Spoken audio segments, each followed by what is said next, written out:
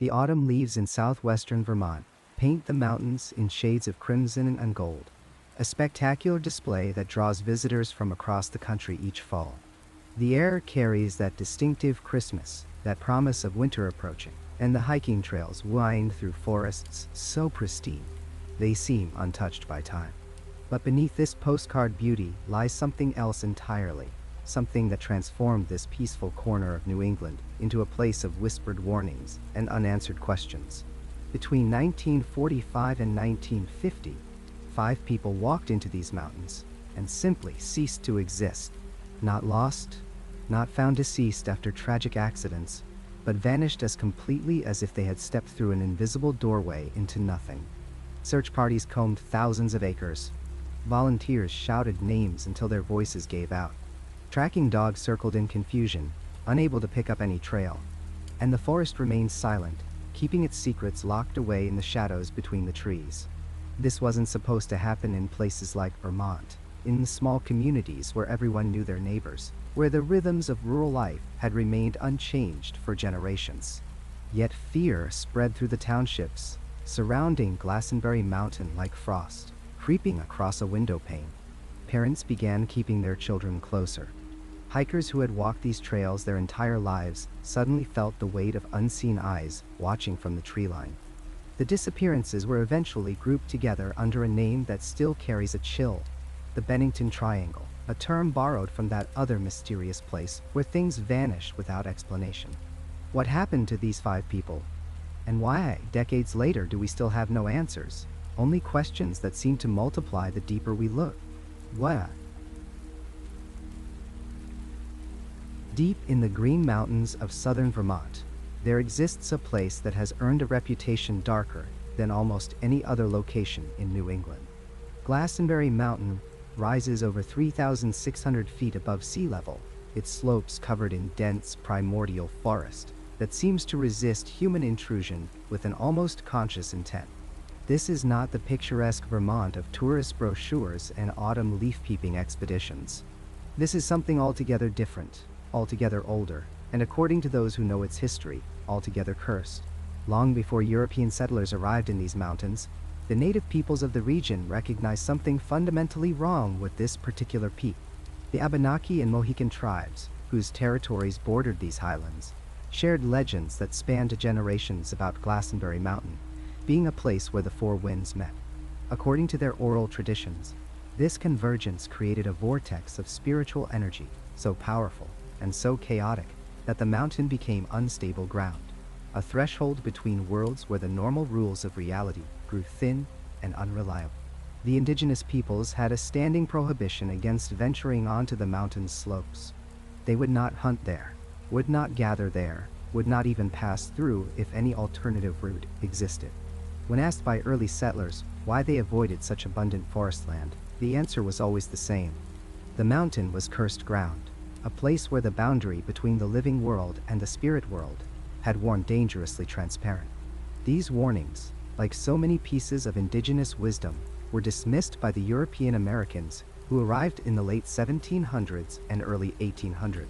They saw only resources to be extracted, timber to be harvested, and wilderness to be conquered.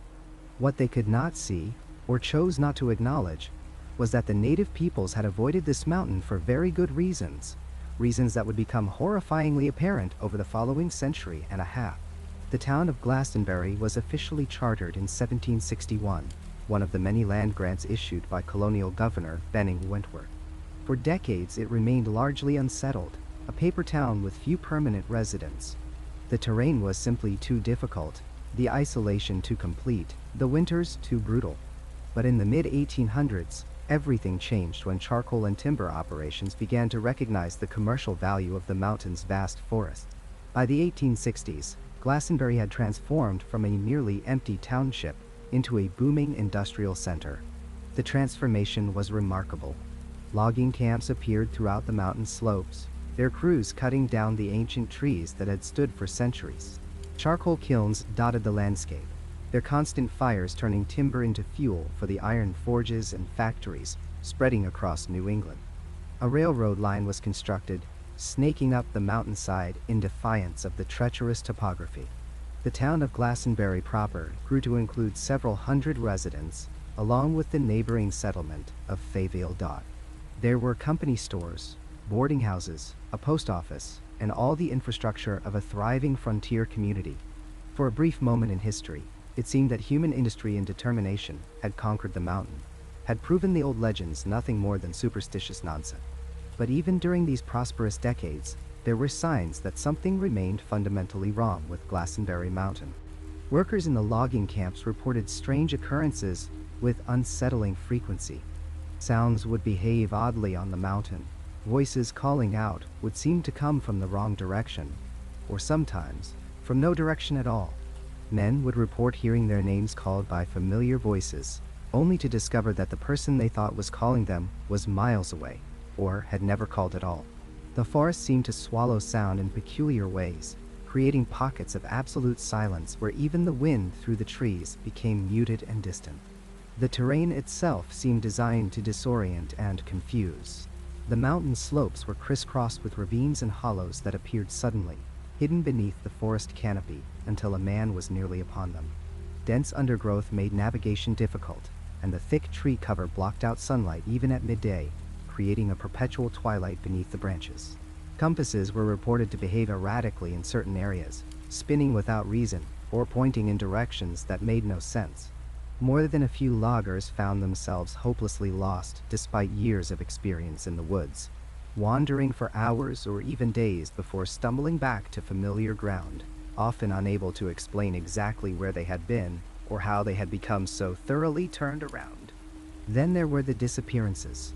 They started earlier than most people realize, long before the famous vanishings of the 1940s that would eventually give Glastenbury Mountain its reputation as the Bennington Triangle. In 1892, a sawmill worker named Henry McDowell went missing during his shift. His story had a resolution of sorts, but one that only deepened the mountain's dark reputation. McDowell was eventually found and arrested for the murder of a fellow worker, but his own account of what happened suggested something beyond simple violence. He claimed he had been overtaken by something he could not explain, a rage and confusion that descended on him like a fog. At his trial, witnesses described him as seeming not quite himself, as though something else looked out from behind his eyes. He was committed to an asylum, where he eventually escaped, fleeing back to the mountain and vanishing into its forests, never to be seen again.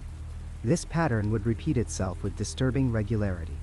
In the late 1800s and early 1900s, people associated with Glastenbury Mountain would disappear, sometimes with violence, sometimes without any explanation at all. A woman vanished while walking between settlements in broad daylight. A young man went out to check his trap lines and never returned, despite extensive searches. A family traveling through the area was found days later, their wagon abandoned, the parents and children gone without any sign of struggle or departure. In each case, the mountain seemed to simply swallow people whole, leaving behind only questions and grief. As the 19th century gave way to the 20th, the industrial boom that had brought prosperity to Glastenbury began to falter. The timber was running out, cut faster than it could regenerate. The charcoal industry was declining as newer fuels became available. The railroad, always a marginal operation given the difficult terrain, became less and less economically viable. By the 1910s and 20s, Glastenbury was no longer booming. It was dying. The decline was remarkably swift. Logging operations shut down. The charcoal kilns went cold. The railroad ceased operations, its tracks gradually reclaimed by the forest. Families packed up and left, seeking opportunity elsewhere. The company stores closed their doors. The post office was discontinued. Year by year, building by building, Glastenbury was transforming from a town into a ghost town, its structures falling into disrepair, its streets growing over with weeds and young trees. By the 1930s, the situation had become untenable. Fewer than a dozen year-round residents remained in the entire township. There were not enough people to maintain even basic civic functions, not enough children to justify a school, not enough economic activity to support any services.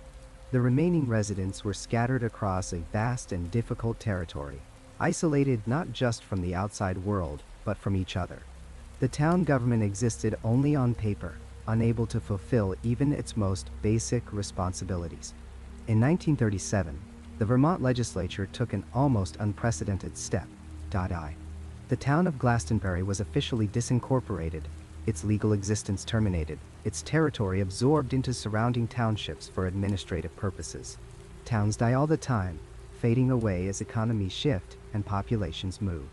But for a town to be officially erased, removed from the maps and the government rolls, requires something more than ordinary decline.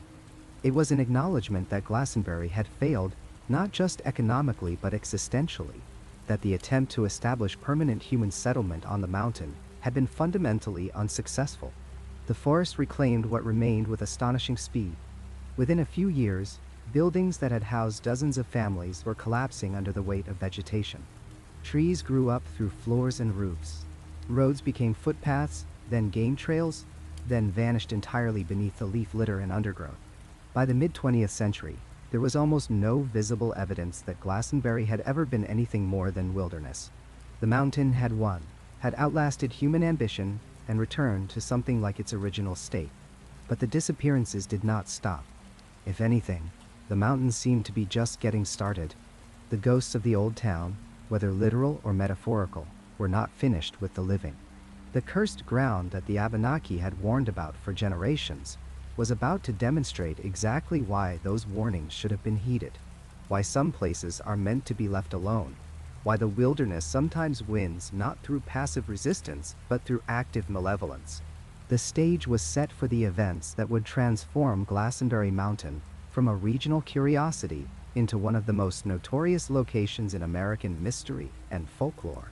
A place where people don't just get lost but are taken, swallowed by something that lurks in the shadows beneath those ancient trees.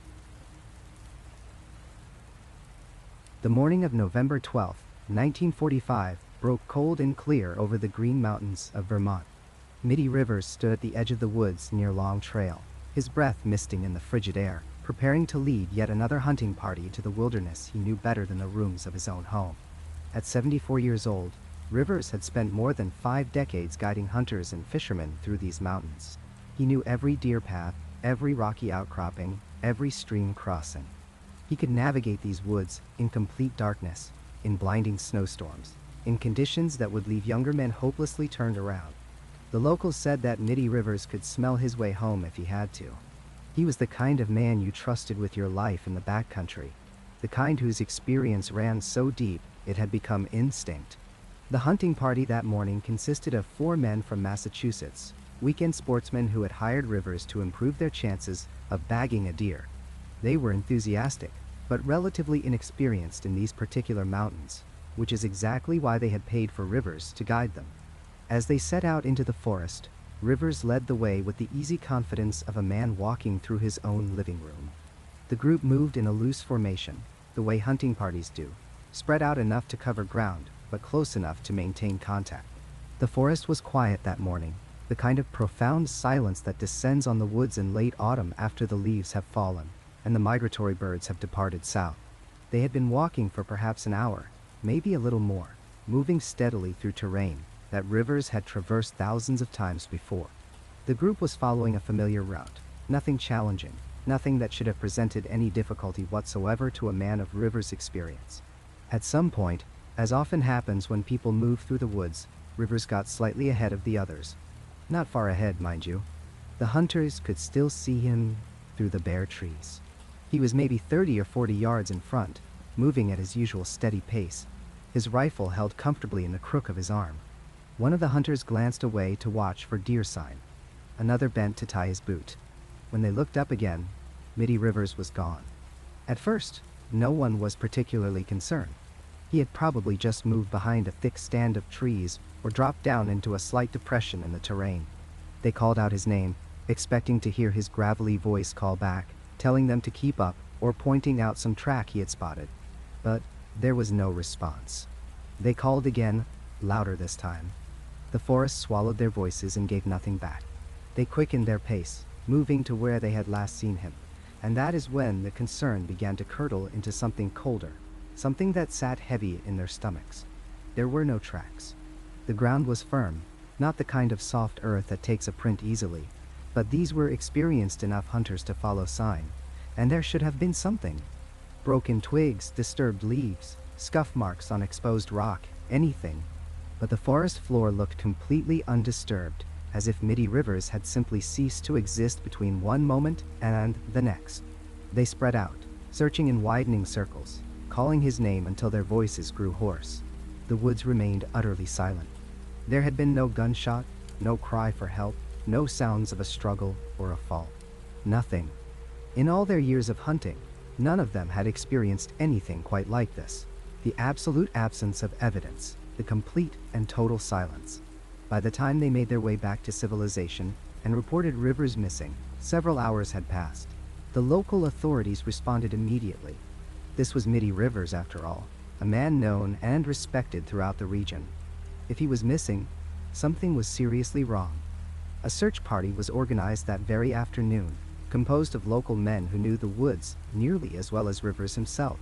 They combed the area where he had last been seen, but as dusk fell, they had found nothing. Not a single trace. The next day, the search expanded dramatically. Volunteers poured in from surrounding towns and counties. These were not city people unfamiliar with wilderness, but loggers, hunters, trappers, and guides, men who made their living in the forest. They understood tracking, they understood how to read the woods, and they understood how deeply wrong it was that a man like Middie Rivers could vanish without leaving a single sign. The search parties moved through the mountains in organized grids, calling out, watching for any indication of where Rivers might have gone. Police officers joined the effort, bringing what resources they had. As the days stretched on, the search took on an increasingly desperate quality. By the end of the first week, aircraft had been brought in, small planes that flew low over the canopy, pilots and observers scanning the ground below for any flash of color, any sign of a body or a person in distress. The leaves were down, the forest relatively open. Visibility from the air was as good as it was going to get. The planes found nothing. Ground teams continued to search, pushing further out from the point of disappearance, working on the assumption that perhaps Rivers had become disoriented, though no one who knew him believed that was possible. Maybe he had suffered a heart attack or a stroke and wandered in confusion. Maybe he had fallen and injured himself and crawled seeking help. But there should have been some sign, some track, some disturbance of the landscape. Week 2 brought colder weather and the first light snowfalls. The volunteers continued, though some had to return to their jobs and their lives.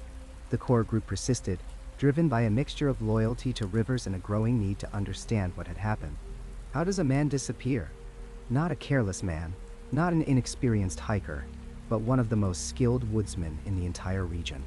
The snow complicated the search, covering what little sign there might have been, but it also meant that if Rivers was somehow still alive and moving, he would leave tracks. Searchers found deer tracks, bear tracks, fox, and rabbit tracks. They found no trace of Middie Rivers.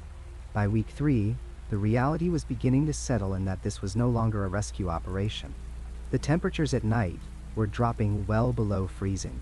Even if Rivers had somehow survived an injury, even if he had found shelter, the odds of survival were diminishing toward zero with each passing day. But the search continued, driven now by the need to bring closure, to find a body, to answer the terrible question of what had happened. Families needed answers. The community needed answers.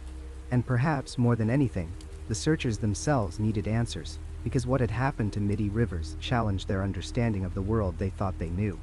Week 4 saw the search begin to wind down. The official operations were scaled back, though individuals and small groups continued to hike the area, continued to look. By the time the search was finally called off, hundreds of people had participated. Thousands of man-hours had been invested. Aircraft had flown dozens of sorties. An area of many square miles had been systematically combed, not once, but multiple times. And the total sum of evidence found was nothing. Zero. While not a scrap of clothing, not a drop of blood, not a single track or broken branch or any other indication that Middie Rivers had been there at all. The case defied explanation. In the weeks and months that followed, theories circulated. Some suggested that Rivers had suffered a catastrophic medical event, perhaps an aneurysm, and had fallen into some hidden crevice or depression that the searchers had somehow missed. But the terrain had been searched so thoroughly that this seemed almost impossible. Others whispered darker possibilities, that perhaps Rivers had encountered someone with ill intent, though there was no evidence of foul play, and the complete absence of tracks made this scenario deeply unlikely. A few voices, usually late at night, and spoken in low tones, suggested that perhaps something else had happened, something that did not fit neatly into conventional explanations. What made the disappearance of Middie Rivers so profoundly unsettling was not just that he vanished, but who he was when he vanished. This was not a case of a tourist getting lost, not a story of someone unprepared for the wilderness making a fatal mistake. This was a man who had spent his entire adult life in these mountains, who knew them with the kind of deep familiarity that comes only from decades of constant immersion. If Middie Rivers could disappear without a trace, then the woods were far more dangerous than anyone had imagined. If an expert could vanish so completely that hundreds of searchers could find no evidence he had ever been there, what chance did anyone else have? The case created a psychological shift in how people viewed the wilderness. The forest had always been understood as dangerous, of course. There were real risks: exposure, injury, getting lost. But those were comprehensible dangers, things that could be mitigated with skill and experience. What happened to Middie Rivers suggested something else entirely, something that skill and experience could not protect against. It suggested that the wilderness held pockets of profound strangeness, places where the normal rules simply did not apply.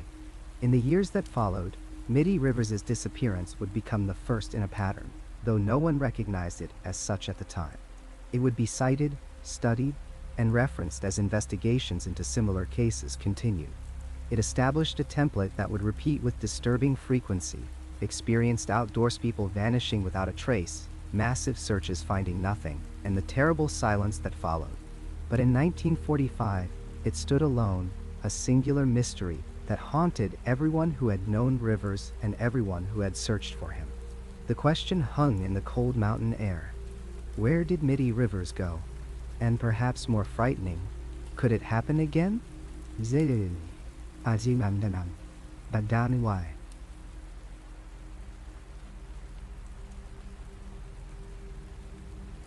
December 1st, 1946, dawned cold and clear over Bennington, Vermont. The temperature hovered just above freezing, and the early winter sun cast long shadows across the campus of Bennington College, where students bundled in wool coats and scarves hurried between classes.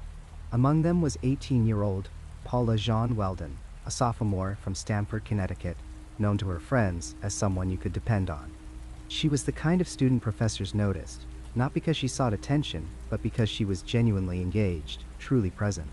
Her roommate would later describe her as steady, predictable even, the sort of person who kept her word and followed through on her plans. That Sunday afternoon, Paula told her roommate she was going for a walk. Nothing unusual in that statement, nothing alarming. The Long Trail, Vermont's famous hiking path that runs the spine of the Green Mountains, was a popular destination for Bennington students looking to clear their heads between study sessions. Paula had been there before. She changed into casual clothes and pulled on her most distinctive piece of outerwear, a bright red parka that stood out like a beacon against the muted browns and grays of the late autumn landscape. Red like a cardinal against bare branches, impossible to miss, the kind of color that burns itself into memory. She left campus around 3 o'clock in the afternoon, walking with the confident stride of someone who knew exactly where she was going. Several people saw her leave. A security guard noticed her heading toward the trail. She stopped briefly at a local barbecue stand, chatting casually with the proprietor, giving no indication whatsoever that anything was wrong or that she had anything more significant on her mind than a simple afternoon hike. This detail would later strike investigators as crucial. Paula was not running away. She was not fleeing some threat or crisis. She was simply going for a walk, the way thousands of college students do every weekend, seeking fresh air and solitude. The Long Trail itself, established in 1910 and 1911, was well maintained and frequently traveled. On that particular Sunday, Paula was far from alone on the path. An elderly couple, hiking the same trail that afternoon, encountered her about 4 miles from campus. They would later provide detailed testimony to investigators, describing her red parka, her demeanor, her direction of travel. She appeared completely normal to them, they said. Not distressed, not hurried, not looking over her shoulder. Just a young woman enjoying a winter hike, moving at a steady pace northward along the trail. The couple exchanged brief greetings with her, the kind of friendly acknowledgement that passes between hikers on a shared path, and continued on their way. They were not the only witnesses. A group of hikers also reported seeing a young woman in a red coat on the trail that afternoon. The color made her memorable, made her easy to track visually through the bare trees. Several people reported catching glimpses of that distinctive red parka moving through the landscape, a bright splash of color against the monochrome woods. The trail at that point was not particularly isolated. It ran relatively close to the highway in places, close enough that searchers would later reason that if Paula had called for help, someone surely would have heard her. Then she walked around a bend in the trail, and that is where the known world ends. The elderly couple who had greeted her were hiking behind her at a distance of perhaps 100 yards or so. The trail curved gently, nothing dramatic, just a normal turn following the contour of the mountain. They expected to see that red parka reappear as the trail straightened out ahead. They expected to catch another glimpse of her moving through the trees. But when they rounded the same bend moments later, Paula Welden was gone. The trail ahead was empty. The forest was silent. That brilliant red coat, which should have been visible for a considerable distance through the leafless December woods, had simply vanished. At first, her absence sparked no alarm. College students are not children. They come and go. They stay overnight with friends. They change plans without checking in. But as Sunday evening turned to Monday morning, and Paula failed to appear for classes, her roommate grew concerned. Paula was not impulsive. She was not the type to skip class without explanation. When she still had not returned by Monday afternoon, college officials contacted the local police. The initial response was measured, almost casual. A young woman on a hiking trail, probably lost, probably sheltering somewhere, waiting for daylight or help. But as hours turned into days, and the scope of what had actually happened began to crystallize, the search effort transformed into something unprecedented in Vermont history. Hundreds of volunteers combed the woods around the long trail. State police organized systematic grid searches. Students from Bennington College turned out in force, desperate to find their classmate. The FBI entered the case, bringing federal resources to bear on what had become a genuinely baffling mystery. They found nothing. Not a scrap of red fabric caught on branches. Not a footprint leaving the trail. Not a single physical trace to indicate that Paula Welden had ever been in those woods, despite multiple credible witnesses placing her there beyond any doubt. The massive search effort expanded to cover hundreds of square miles. Tracking dogs were brought in and lost her scent at the exact spot where the elderly couple had last seen her. Bloodhounds circled and whined, but could not pick up a trail leading away from that location. It was as though she had stepped around that bend in the trail and passed through some invisible barrier into nothingness. Her father, W. Archibald Welden, an industrial engineer from Connecticut, became a man possessed by grief and determination. He traveled to Bennington and essentially took up residence in Vermont, coordinating private search efforts when official resources began to wind down. He offered substantial rewards for information, amounts that would be worth tens of thousands of dollars today. He hired private investigators. He followed up on every lead, every rumor, every reported sighting, no matter how far-fetched. For years, he searched. He walked the long trail himself countless times, perhaps hoping that retracing her steps would reveal some clue that trained investigators had missed. The psychological toll on her father was immense. He gave interviews to newspapers, his face growing more haggard with each passing month, his voice carrying the weight of a hope that was slowly calcifying into despair. He could not understand, and neither could anyone else, how his daughter could disappear so completely in broad daylight on a well-traveled trail while wearing the most conspicuous piece of clothing imaginable. The red parka haunted him. That color choice, meant to provide visibility and safety, had instead become a symbol of the mystery's depth. Everyone saw her. Everyone remembered her. And yet, she was gone, as completely as if she had never existed. The Welden case shocked Vermont to its core and exposed serious deficiencies in the state's law enforcement infrastructure. In 1946, Vermont had no statewide police coordination system. Each town had its own constable or small police force, but there was no mechanism for large-scale, coordinated response to major crimes or emergency. The inability to mount an effective immediate search for Paula, the confusion about jurisdiction, the lack of centralized resources, all of this became painfully apparent as the case unfolded. In direct response to the Welden disappearance and several other troubling cases that followed in the Bennington area, Vermont established its first comprehensive statewide police force. Paula's vanishing literally changed the structure of law enforcement in the state. Theories proliferated, as they always do when facts are scarce. Some suggested she had fallen and been covered by leaves, though the intensive searches should have found her. Others proposed she had been picked up by a passing motorist, though the trail at that point was not immediately adjacent to any road. The most unsettling theory, whispered rather than stated outright, was that someone had been waiting for her. Someone who knew the trail and knew how to move quickly and silently through those woods. But this theory raised more questions than it answered. How could someone abduct a person in broad daylight on a trail with multiple witnesses nearby without leaving any trace? How could they move an unwilling victim through the forest without creating a disturbance that the tracking dogs would detect? The mundane explanations fail to account for the totality of the circumstances. The supernatural explanations, of which there were many proposed over the years, fail to satisfy our need for rational understanding. And so the case remains, decades later, an open wound in Vermont's history. Paula Welden walked around a bend in the trail, wearing a coat the color of blood against snow, and the universe swallowed her whole. Her father died without ever learning what happened to his daughter. The elderly couple who saw her last carried that memory to their own graves, wondering if there was something they should have noticed. Some detail that would have made sense of the impossible. What frightens us most about the Paula Welden case is not the possibility of foul play, though that is certainly disturbing.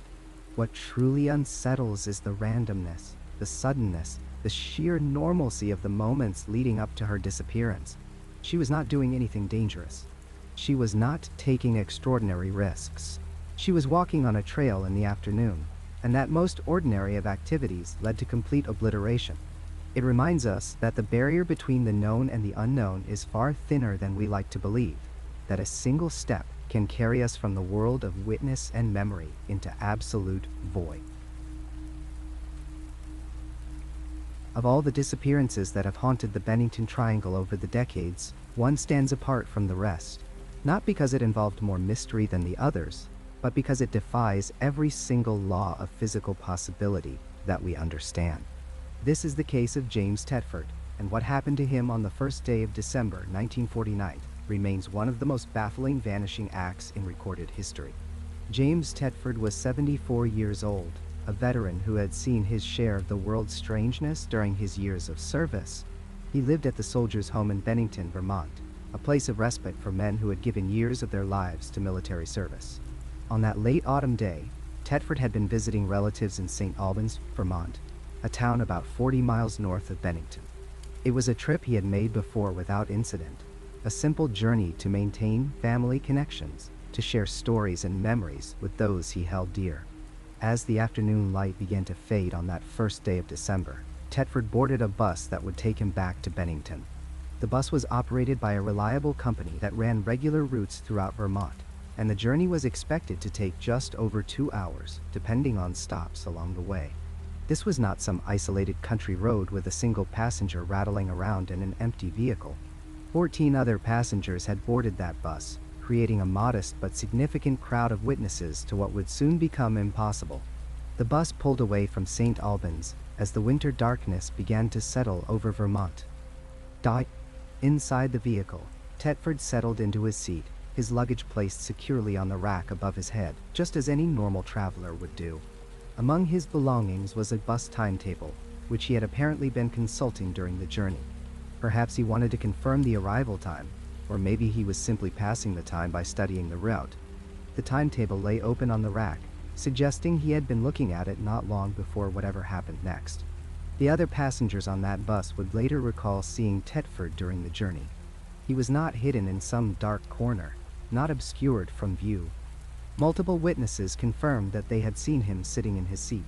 Several specifically remembered seeing him sleeping, his elderly frame relaxed in the gentle swaying rhythm of the bus as it made its way south toward Bennington. There was nothing unusual about his appearance, nothing that suggested distress or strange behavior. He was simply an old veteran taking a nap on his way home, a sight so ordinary that it barely registered as worth remembering. The bus made several stops along the route, as scheduled. Small Vermont towns flickered past in the darkness, places where passengers might disembark or new travelers might board. The driver, a man who knew his route intimately and who kept careful track of his passengers as part of his professional responsibility, went through the familiar motions of these stops. Open the door, check for departing passengers, greet anyone boarding, close the door, continue on. It was routine, practiced, unremarkable. And then the bus arrived in Bennington. As the vehicle pulled into its final destination and came to a stop, the passengers began to gather their belongings and prepare to disembark. The familiar sounds of a journey's end filled the air, the rustle of coats being pulled on, the shuffling of feet, the murmur of conversations. But something was wrong. Something was impossibly, inexplicably wrong. James Tetford's seat was empty. At first, this might not have seemed remarkable. Perhaps he had already gotten off. Perhaps he had been one of the passengers to exit at an earlier stop. But then someone noticed his belongings, still sitting exactly where he had placed them on the luggage rack above his seat. His bag was there. His timetable lay open, just as he had left it. Everything that should have accompanied a departing passenger remained behind, arranged as if their owner would return at any moment. The other passengers began to realize what had happened, and confusion rippled through the bus. Where was the old man? When had he left? Several of them distinctly remembered seeing him sleeping in his seat during the journey. No one could recall him getting up. No one had seen him walk down the aisle. No one had noticed him preparing to disembark at any of the stops. He had simply been there, and then he was not. The bus driver was questioned immediately. Had Tetford gotten off at one of the earlier stops? The driver was certain he had not. As the person responsible for the safety and accounting of his passengers, he paid attention to who came and went. He had no memory of the elderly veteran rising from his seat, making his way to the front of the bus, or stepping off at any point during the journey. And yet, the man was gone. Think about the impossibility of what had occurred. 14 other people were on that bus. 14 pairs of eyes, 14 potential witnesses. The interior of a bus offers no hiding places, no secret compartments, no shadowy corners where a full-grown man could vanish from sight. The aisle is narrow and visible from multiple seats. Anyone moving through it would be noticed, particularly an elderly man making his way toward the exit. Moreover, the bus had been in motion for most of the journey. Between stops, it would have been impossible for Tetford to exit the vehicle without causing a dramatic and highly noticeable incident. The bus would have had to slow down or stop. The door would have had to open. Other passengers would have certainly seen and heard such an event. And even if, by some stretch of imagination, he had managed to open a window and climb out while the bus was moving, such an action would have been immediately apparent to everyone on board.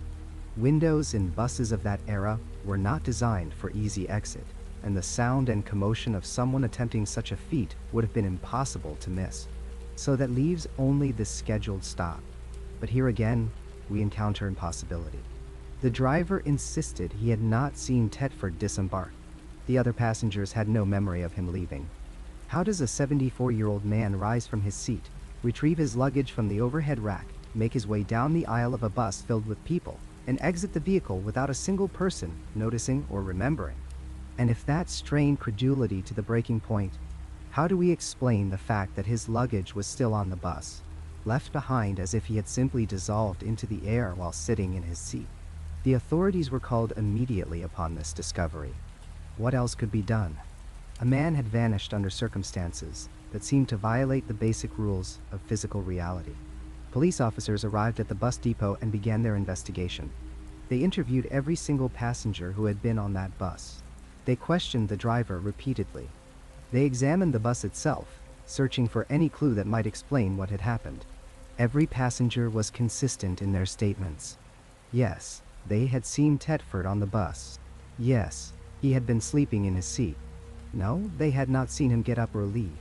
The accounts were frustratingly uniform, offering no contradictions that might suggest confusion or false memory, but also providing no explanation for the central mystery. The driver remained adamant in his own recollections. He knew his job, he knew his route, and he knew with absolute certainty that James Tetford had not exited his bus at any of the stops between St. Albans and Bennington. Yet the seat that had held the elderly veteran was empty, containing only the impression of where he had been sitting. Search parties were organized. Perhaps, authorities reasoned, Tetford had somehow left the bus in a moment of confusion and was now wandering disoriented somewhere along the route. They retraced the bus's journey, checking every stop, inquiring at every small town and hamlet. Had anyone seen an elderly man, alone, possibly confused, possibly in need of help? No one had seen him. Nowhere along that 40-mile route had anyone noticed James Tetford. It was as if he had ceased to exist the moment he vanished from that bus seat. Days turned into weeks, and weeks into months. Despite extensive searching, despite interviews and investigations and public appeals for information, not a single trace of James Tetford was ever found. He had not wandered off into the Vermont wilderness. He had not suffered some medical emergency in a town along the route. He had not appeared in any hospital or shelter or police station. He had simply vanished as completely and thoroughly as if he had never existed at all. The case remains open to this day, though it has long since grown cold. No evidence was ever discovered. No body was ever found. No witness ever came forward with information that could explain what happened on that December evening in 1949. What makes the Tetford disappearance so particularly haunting is not just the mystery of where he went, but the utter impossibility of the act itself. The other disappearances in the Bennington Triangle, strange as they were, could at least be theoretically explained by conventional means, however unlikely. A person wandering off a trail might succumb to the elements or suffer an accident in terrain that prevents their body from being found. A person crossing a field might encounter a criminal act, however random and cruel. But how does someone vanish from a sealed, moving environment surrounded by witnesses? How do they leave no trace, take none of their belongings, and escape the notice of 14 other people in an enclosed space? The human mind struggles to construct any scenario that fits these facts. Some have suggested that Tetford suffered from some form of dementia or confusion, that he left the bus during a stop while in an altered mental state. But this fails to explain how an elderly man could move through a crowded bus, past the driver, and into the night without anyone noticing. It fails to explain why he would leave all his belongings behind. It fails to explain why no trace of him was ever found despite extensive searching. Others have proposed more exotic theories, reaching for explanations that venture beyond the boundaries of accepted reality. They speak of interdimensional doorways, of temporal anomalies, of forces beyond our understanding that might allow a person to simply cease being in one location and begin being in another, or in nowhere at all. These theories satisfy the human need to impose some kind of explanation on the inexplicable, but they raise more questions than they answer. The truth is that we simply do not know what happened to James Tetford. We may never know. His case stands as a monument to the limits of human understanding, a reminder that even in our modern world, with all its technology and knowledge, there remain mysteries that resist all attempts at solution. Somewhere between St.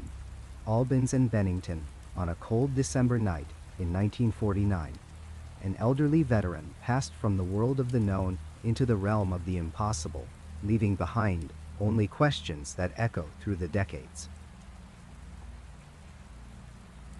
The morning of October 12, 1950, began like any other on the Jepson pig farm, nestled in the quiet farmland just outside Rexburg, Idaho.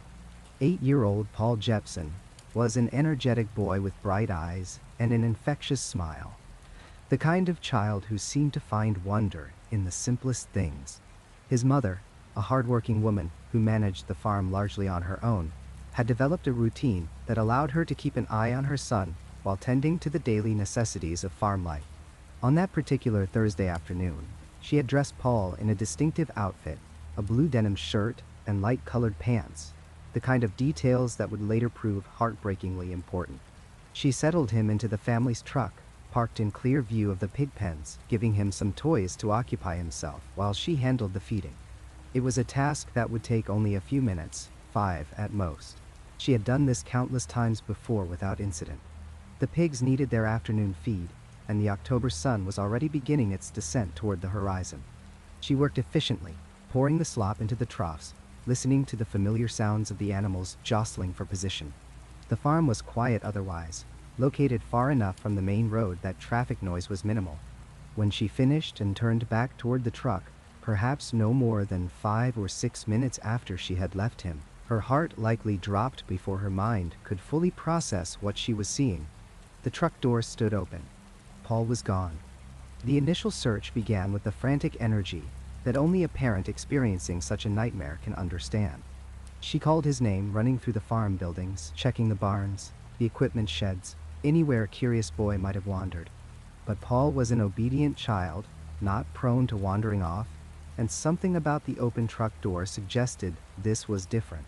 Within the hour, neighbors had been alerted, and by nightfall, the search had expanded to include local law enforcement and volunteers from surrounding communities. What began as a local tragedy quickly transformed into one of the most intensive search operations the region had ever seen. By the following morning, hundreds of volunteers had mobilized, forming systematic search lines that swept through the farmland, the nearby woods, and every structure within a widening radius. The FBI was called in, recognizing both the urgency and the disturbing nature of the disappearance. This was 1950, a time when child abductions, while not unheard of, carried a particular horror in rural communities where such things simply were not supposed to happen. Everyone knew everyone, or so people believed. The idea that a child could vanish in broad daylight from his mother's property challenged every assumption about safety and community. The search effort brought in resources that seemed almost unimaginable for a small farming community. Aircraft flew grid patterns over the surrounding countryside, their observers scanning the autumn landscape for any sign of the boy. Horseback riders covered rough terrain inaccessible to vehicles. Divers searched nearby waterways and irrigation ditches. The local radio stations broadcast appeals every hour, describing what Paul had been wearing, urging anyone with information to come forward immediately. But it was the bloodhounds that provided the most chilling clue to Paul's fate. Professional tracking dogs, brought in from out of state, picked up the boy's scent from his clothing and the truck where he had last been seen. The handlers watched as the dogs worked, their noses to the ground, following an invisible trail that only they could detect. The dogs moved with purpose, leading their handlers away from the farm buildings, through a field, and toward the nearby highway. Those who witnessed this process described an eerie certainty to the animals' movements. They were following something definite, not casting about randomly. The trail led directly to Highway 20, a 2-lane road that connected Rexburg to the smaller communities scattered across the Idaho landscape. And there, at the edge of the pavement, the scent simply ended. The bloodhounds circled, confused, trying to require what they had been following so confidently moments before. But there was nothing more to find. The scent vanished as completely as the boy himself, as though Paul had simply ceased to exist at that precise spot. To the experienced handlers, this meant only one thing. Paul had gotten into a vehicle. Whether he had been lured, coerced, or physically taken, someone had put that 8-year-old boy into a car or truck and driven away. The implications were devastating. The search expanded along the highway in both directions, but the trail was cold. Roadblocks were established, though by the time the bloodhounds had completed their tracking, precious hours had already elapsed. Investigators interviewed every resident along that stretch of road, asking if they had seen any unfamiliar vehicles, any suspicious activity. No one had seen anything unusual. It was as though the highway had simply swallowed the child whole. Days turned into weeks, and weeks into months, but Paul Jepson was never found. There were reported sightings, the kind that always follow such cases, each one investigated thoroughly, and each one leading nowhere. The case remained open, a wound in the community that never fully healed. Parents held their children closer. The innocence of leaving a boy in a truck for 5 minutes while doing chores became unthinkable. Paul's disappearance changed something fundamental in how people understood their own safety. But the terror that gripped the region was far from over. Just 16 days after Paul Jepson vanished from that Idaho pig farm, on October 28, 1950, another disappearance occurred, this time over 1,500 miles to the east, in the wilderness of Vermont. The victim was 53-year-old Frida Langer, and her case would prove even more disturbing in its own way. Frida was not a child wandering beyond her depth. She was an experienced outdoors woman, someone who knew the Vermont wilderness intimately. She and her husband maintained a camp near Glastenbury Mountain, and she had hiked these trails countless times over the years. On that October afternoon, she was hiking with her cousin near Somerset Reservoir, an area she knew well. The fall colors were at their peak, and the weather, while cool, was clear and pleasant for hiking. What happened next has been recounted many times, but the details never lose their unsettling quality. As they made their way along a familiar trail, Frida somehow lost her footing and slipped, falling into a small stream. It was not a serious fall, not the kind of accident that would typically cause major concern. She was wet and uncomfortable, but not injured. She called up to her cousin with a plan that seemed entirely reasonable at the time. She would return to their camp to change into dry clothes, while her cousin continued on the trail. They would meet up shortly. It was a decision made casually, the kind of practical choice that experienced hikers make without a second thought. Her cousin watched Frida head back toward the camp, then continued along the trail for a short distance before having second thoughts about separating. The decision to turn back and catch up with Frida may have been prompted by intuition or simple companionship, but when the cousin returned to the stream and began following the path Frida should have taken, there was no sign of her. Confused but not yet alarmed, the cousin hurried to the camp, expecting to find Frida there changing clothes. The camp was empty. Now genuinely worried, the cousin began calling for Frida, retracing the route again, searching the immediate area. When there was no response, no sign of where Frida might have gone, the cousin made the decision to get help.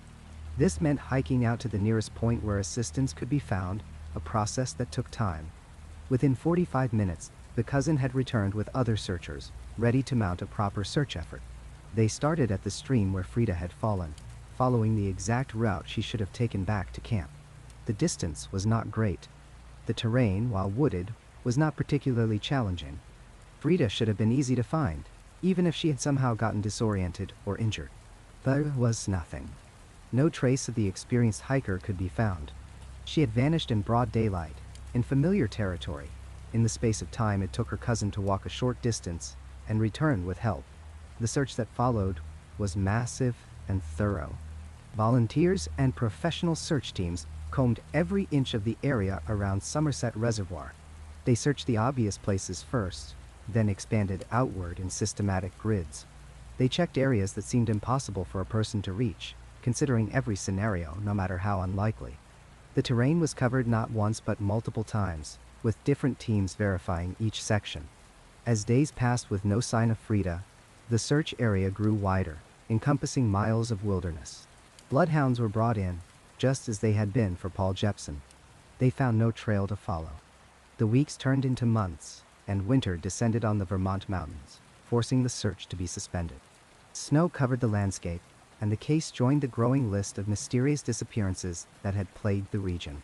Frida Langer became another name, another person who had stepped into the woods and never returned. Then, 7 months later, on May 12, 1951, a group of hikers made a grim discovery. They found human remains in an area that had been thoroughly searched multiple times during the initial investigation. The body was identified through dental records as Frida Langer. She had been there in that spot the entire time. Multiple search teams had walked through that exact area and found nothing, yet there she had been. The discovery raised more questions than it answered. The autopsy revealed that the cause of death could not be determined. 7 months of exposure to the elements and natural decomposition had rendered it impossible to say definitively what had killed Frida Langer. There was no evidence of an animal attack, no signs of obvious trauma that the medical examiner could identify with certainty. She had simply died, somehow, in a place that had been searched repeatedly, and her body had remained undiscovered despite intensive efforts to find her. The coincidence of timing was not lost on anyone paying attention. Paul Jepson disappeared on October 12, 1950. Frida Langer disappeared on October 28, 1950, just 16 days later. These were the fourth and fifth disappearances in a cluster that had terrorized the region, part of a pattern that seemed to defy rational explanation. The proximity of the dates, combined with the strange circumstances surrounding each case, created an atmosphere of genuine panic. Parents refused to let children out of their sight. Experienced hikers began questioning whether they should venture into the woods at all. The authorities had no answers that provided comfort, No explanation that made sense of how an 8-year-old boy could vanish from a truck in the middle of a farm, or how an experienced hiker could disappear in broad daylight on familiar terrain and turn up months later in a place that had been searched thoroughly. These cases remain unsolved to this day, their details preserved in police files and newspaper archives, testimony to mysteries that resist explanation. The questions they raise continue to echo through the decades. What happened in those brief moments when Paul was alone in that truck? Where did Frida go during those 45 minutes? And why couldn't trained searchers find her body when it was there all along? The answers, if they exist, remain hidden in the silence of an Idaho highway and the deep woods of Vermont. When the first disappearance happened in 1945, authorities treated it like any other missing person case. By the time the fifth person vanished in 1950, investigators realized they were dealing with something that defied their standard investigative playbook. Over the decades that followed, theories emerged, each attempting to impose rational order on a pattern that seemed to resist explanation. The serial killer theory was among the first to gain traction, and for good reason. 5 people vanishing from the same geographical area within 5 years fits the profile of predatory hunting grounds. Veteran investigators who studied the cases noted certain troubling consistencies.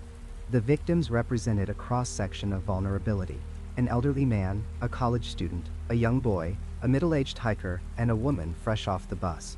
Serial killers often select victims based on opportunity and perceived weakness. The timeline, spanning 1945 to 1950, suggested an active predator who either stopped killing, moved on, or was somehow removed from the equation. Detective William Bates, who reviewed the cases in the 1970s as part of a cold case initiative, found the theory compelling but ultimately insufficient. According to his investigative notes, the absence of any physical evidence troubled him deeply. Serial killers leave traces. Bodies eventually surface, even years later. Belongings are found discarded or kept as trophies. Witnesses recall suspicious individuals or vehicles. Patterns of movement emerge. In the Bennington cases, there was nothing. Not a single piece of physical evidence connected the disappearances. Not a scrap of clothing, not a bone fragment, not a disturbed section of earth that might indicate a burial site. The geographic spread presented another problem for the serial killer theory. While all disappearances occurred within the broader Bennington Triangle area, they weren't confined to a single hunting ground. Paula Welden vanished on the Long Trail. Rivers disappeared near the same location, but in different circumstances. Frida Langer was last seen near Somerset Reservoir, miles away. A serial killer typically establishes a comfort zone, a familiar territory where they feel in control. These disappearances seemed almost random in their specific locations, united only by their general proximity to Glastenbury Mountain and the surrounding wilderness. Then there's the matter of method. How does someone abduct 5 different people, in different circumstances, without a single witness reporting anything suspicious? Without leaving any sign of struggle? Without anyone hearing screams or seeing unusual activity? The boy, Paul Jepson, disappeared from a truck where his mother left him for only minutes. The window of opportunity was impossibly narrow. Serial killers are patient, calculating, but they're also bound by the laws of physics and human capability. They need time, privacy, and opportunity. Several of these disappearances occurred in circumstances that offered none of those advantages. The wild animal theory emerged as a more prosaic explanation, one that authorities initially favored. Vermont's wilderness in the 1940s was less tame than today. Black bears roamed the forests. Mountain lions, though officially extinct in the region, were occasionally reported by locals who claimed to have seen the big cats prowling at twilight. Even a large predatory animal could, theoretically, drag an adult human away from a trail, leaving minimal evidence.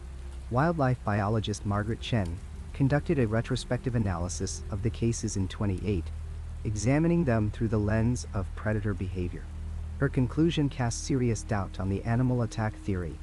Predatory animals, she noted, leave very specific types of evidence. Blood traces appear at attack sites. Drag marks indicate the direction a body was moved. Predators consume prey or cache it, but they don't eliminate all traces of it. Even if scavengers dispersed remains, Searchers would find something: fabric scraps, torn clothing, bone fragments, scattered by smaller animals. The search efforts that followed each disappearance were extensive, involving hundreds of people combing the wilderness. These weren't casual afternoon hikes, but systematic grid searches conducted by experienced outdoorsmen, military personnel, and professional trackers. If an animal attack had occurred, the searchers would have found evidence: blood on leaves, disturbed undergrowth showing signs of struggle. Something. The absolute absence of any such indicators made the animal theory increasingly implausible. Moreover, the pattern of disappearances didn't match animal behavior. Predators don't typically attack healthy adults on well-traveled trails in daylight. They certainly don't develop a taste for human prey, and then suddenly stop after 5 victims over 5 years. Animal attacks, when they occur, are usually isolated incidents or happen in clusters when a specific animal becomes habituated to human prey. The Bennington cases showed neither pattern. They were too spread out to be a single rogue animal, yet too consistent to be random encounters with different predators. The cave system theory emerged from locals who knew the landscape intimately. Glastenbury Mountain and the surrounding wilderness sit atop complex geological formations. Old-timers spoke of caves and abandoned mine shafts scattered throughout the region, some mapped, many forgotten. The theory suggested that victims accidentally fell into concealed openings, hidden by vegetation or snow, dropping into underground voids from which they couldn't escape.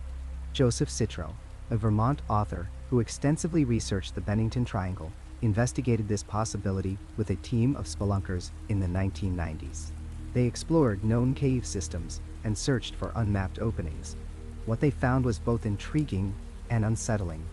Yes, caves existed in the area. Yes, some were deep enough and remote enough that a person who fell in might never be found. But the locations of known cave systems didn't correspond with the disappearance sites. More problematically, the circumstances of several disappearances made accidental falls virtually impossible. Paula Welden was walking on a well-maintained trail in December. The long trail, while challenging, doesn't feature sudden drop-offs or concealed pits. The couple walking behind her would have heard if she'd fallen or cried out. Paul Jepson disappeared from a truck parked on a farm, not near any known geological formations. James Tetford vanished from a moving bus, an environment where underground caves are entirely irrelevant. The cave theory might account for 1 or possibly 2 disappearances, but it fails as a comprehensive explanation for the pattern. Perhaps the most mundane theory is that these individuals chose to disappear, starting over, escaping debt or relationships or legal troubles, walking away from life to begin anew elsewhere. In the post-war years, such disappearances weren't uncommon. Identity was easier to shed. Technology didn't track people's movements. A person determined enough could simply vanish and resurface somewhere else. Former detective Sarah Mansfield, who worked missing persons cases in New England for 30 years, notes that voluntary disappearance is always a possibility that investigators must consider. But in the Bennington cases, the circumstances argue strongly against it. Paula Welden was a college student with no apparent motive to vanish. She left behind her belongings, her identification, her winter coat. James Tetford was an elderly man with no resources and significant health issues. Where would he go? How would he survive? 8-year-old Paul Jepson certainly didn't orchestrate his own disappearance. Even if we accept that 1 or 2 individuals might have chosen to vanish, the probability that all 5 independently decided to disappear from the same small area within 5 years strains credibility. And voluntary disappearance doesn't explain the impossibility of some cases. How did Tetford exit a moving bus without anyone noticing? Where did Welden go in the seconds between being seen by witnesses and vanishing completely? The paranormal theories arose inevitably, fed by the area's existing reputation and the seemingly impossible nature of the disappearances. The Abenaki legends gained renewed attention, their warnings about Glastenbury Mountain reinterpreted through modern framework. Some theorized portal phenomena, dimensional doorways that opened randomly and swallowed the unfortunate. Others suggested time slips, moments when past and present briefly intersect, allowing people to fall through temporal cracks. UFO researchers noted the timeline, pointing out that the late 1940s marked the beginning of the modern UFO era. Could the disappearances be connected to alien abduction? Witnesses in the area reported unusual lights in the sky during that period, though such reports were common throughout rural America during those years.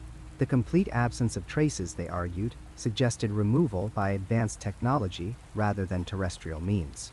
Local researcher Thaddeus Gray has spent 4 decades collecting accounts from Bennington area residents. His archives contain dozens of reports that don't fit conventional categories. Compasses spinning wildly near certain locations. Electronic equipment malfunctioning in specific spots. Hikers experiencing profound disorientation, losing hours of time without explanation. Strange sounds recorded in the forests that audio analysts can't identify. These accounts, Gray maintains, suggest something genuinely anomalous about the region, though he's careful not to specify what that might be.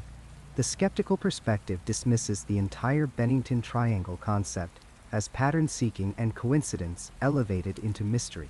Skeptical investigator Michael Sherman argues that 5 disappearances over 5 years in a wilderness area isn't statistically unusual. People go missing in national forests and remote regions constantly.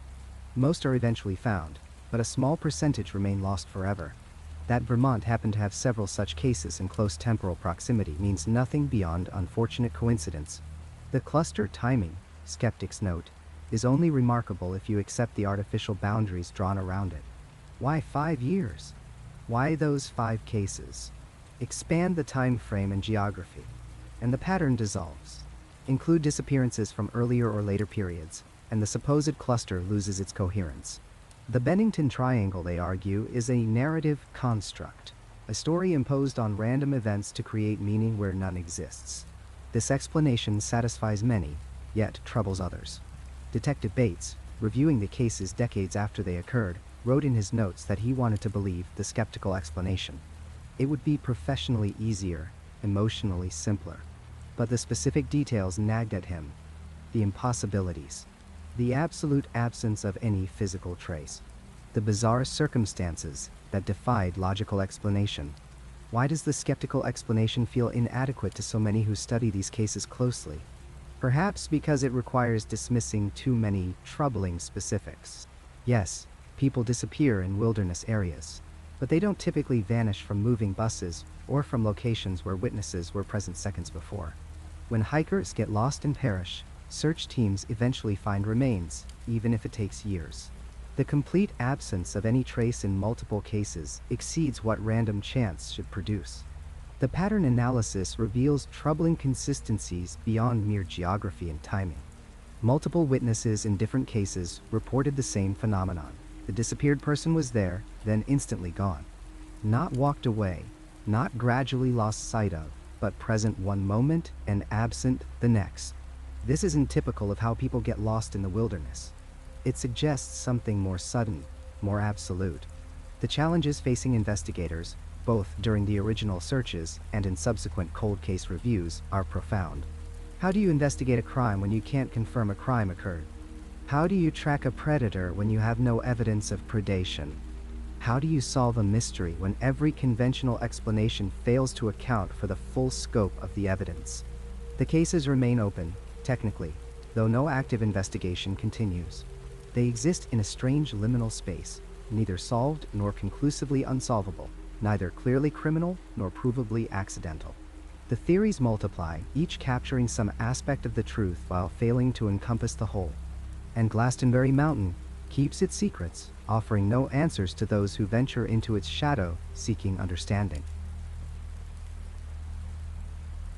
Today, the long trail still winds through Glastenbury Mountain, just as it did in the 1940s.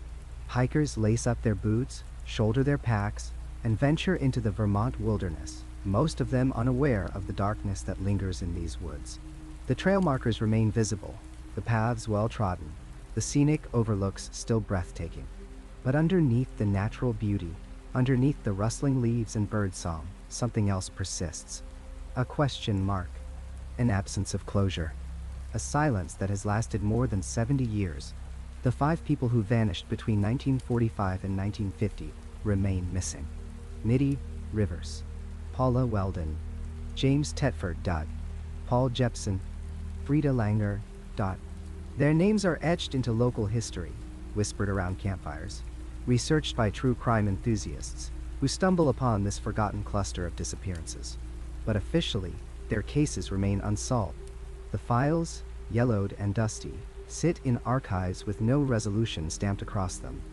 No bodies were recovered. No confessions were made. No evidence emerged that definitively explained what happened to any of them. For the families left behind, the not knowing was perhaps the cruelest aspect of all. They spent years searching, hoping, wondering if their loved ones might somehow return. They fielded false leads and psychic predictions. They examined every piece of speculation, every conspiracy theory, every whispered rumor about what might have occurred on that mountain.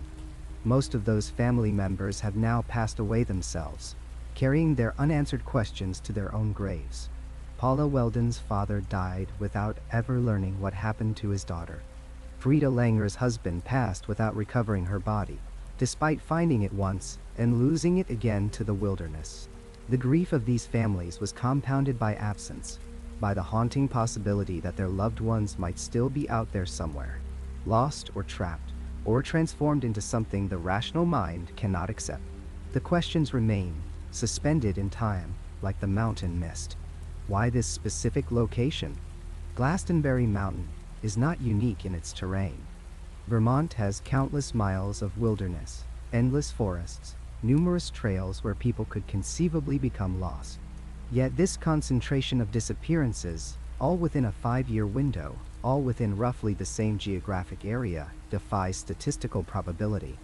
If these were simple cases of people getting lost in the woods, why did search parties with trained dogs and experienced trackers find absolutely nothing? Why did some of the victims vanish in circumstances that made getting lost seem impossible, like James Tetford disappearing from a moving bus, or Paul Jepson vanishing while playing in a field within sight of his mother? Why this specific time period? The cluster began in 1945 and ended in 1950. Before 1945, there were no documented disappearances of this nature on Glastenbury Mountain. After 1950, the pattern ceased entirely.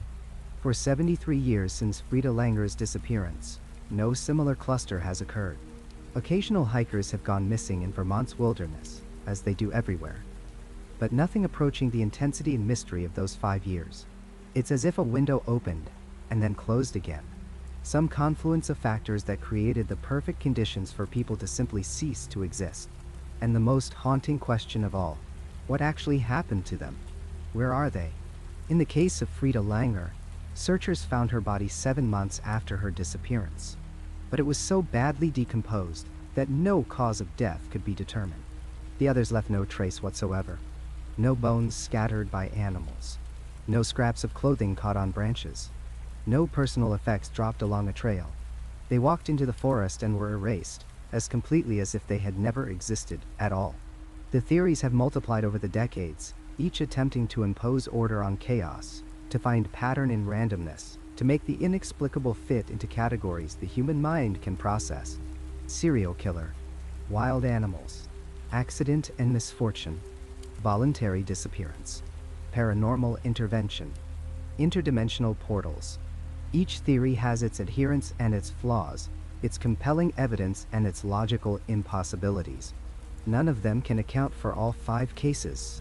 None of them can explain why the disappearances stopped as suddenly as they began. Local residents have their own relationship with this history. Some embrace it, recognizing that the mystery brings curious visitors to a region that might otherwise be overlooked. Others resent the sensationalism, the way their home has been transformed into a footnote in paranormal television shows and internet conspiracy forums. Still others simply live with it, the way people live near any site of historical tragedy, acknowledging it but not dwelling on it, going about their daily lives in the shadow of unanswered question. The mountain itself remains indifferent. This is perhaps the most unsettling aspect of all. Glastenbury stands as it has for millennia, its forests growing and dying and regrowing, its streams flowing, its wildlife thriving. It doesn't care about the human dramas that have played out within its boundaries. It doesn't remember Paula Welden's footprints in the snow, or the sound of Middie rivers calling for help, or the sight of little Paul Jepson wandering between the trees. The wilderness has no memory, no conscience, no obligation to reveal its secrets. Hikers who walk the long trail today might pause at a scenic overlook, admiring the autumn foliage or the distant mountains, and never realize they're standing near where someone once vanished without explanation. The beauty of the landscape masks its capacity for erasure. The peaceful silence of the forest contains within it the possibility of annihilation. This is the duality that makes wild places both attractive and terrifying. They offer escape from the constructed safety of civilization, but that escape comes with genuine risk, the ancient and primal danger of being prey rather than predator, of being lost rather than found, of being forgotten rather than remembered. Some investigators continue to examine these cases, applying modern forensic techniques and fresh perspectives to old evidence. But the trail has gone cold in the most literal sense. The landscape has changed. The witnesses are dead. The physical evidence, if it ever existed, has long since degraded or been scattered. The best hope for resolution would be a deathbed confession or the accidental discovery of remains, and with each passing year, even those slim possibilities diminish further. The disappearances have become legend now, part of the folklore of New England, taking their place alongside other unsolved mysteries and unexplained phenomena. They're discussed on podcasts and in documentary series. They're researched by amateur detectives who comb through newspaper archives and topographic maps. They're invoked whenever someone wants to illustrate how people can simply vanish, even in the modern era, even with all our technology and systems and safeguards. But legends, however compelling, don't bring closure. They don't answer the questions that haunted the families of the disappeared. They don't explain the mechanics of how 5 people could leave existence so completely. They simply preserve the mystery, keeping it alive for new generations to puzzle over, to theorize about, to use as a reminder that certainty is an illusion and control is temporary. The Vermont wilderness continues on, beautiful and indifferent, holding whatever knowledge it possesses locked within its forests. The trees that witness these disappearances have likely died and fallen, their wood returning to soil, the minerals absorbed by new growth. The streams have flowed through countless seasons, carrying away anything that might once have been evidence. The animals that might have encountered the missing people have long since died themselves, their descendants carrying no memory of those strange encounters with lost humans. And perhaps that's the real answer, or as close to an answer as we'll ever receive. Not a solution to the mystery, but an acceptance of its nature. Some mysteries aren't meant to be solved. They exist to remind us of the limits of human knowledge and the fragility of human certainty. They show us how easily the membrane between presence and absence can be breached, how thin the line is between being here and being nowhere, between existing and ceasing to exist. The 5 who vanished from Glastenbury Mountain remind us how little control we actually have. Despite our maps and our GPS devices and our search and rescue protocols, despite our forensic science and our investigative techniques, despite our deep human need to explain and categorize and understand, sometimes people simply disappear. They walk into the woods and they don't come back, and we never learn why. It happened in the 1940s on a Vermont mountain, and somewhere, sometime, it will happen again, because the wilderness is still wild and humans are still small and fragile within it. The quiet forest keeps its secrets. The mountain stands silent, and the questions echo through the years, unanswered and unanswerable, a reminder that some things remain forever beyond our reach.